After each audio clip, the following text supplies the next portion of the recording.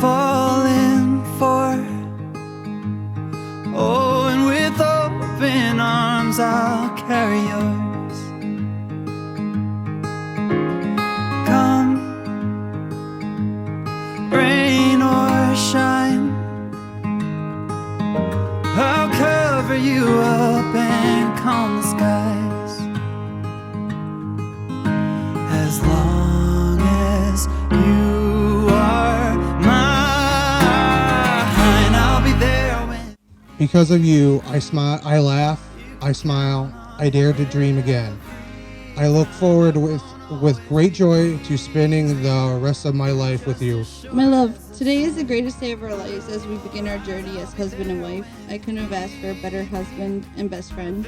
I, Gary Cole, take you, Brooke Cole, to be my partner, loving what I know of you, trusting what I do not yet know. I eagerly anticipate the chance to grow together, getting to know the woman you will become, and falling in love a little more every day. You are my rock, my confidant, my best friend, and most importantly, the love of my life. I can't imagine my life without you and our kitties. No matter what happens in life, I promise to always love you when things get rough. I promise to always be a friend.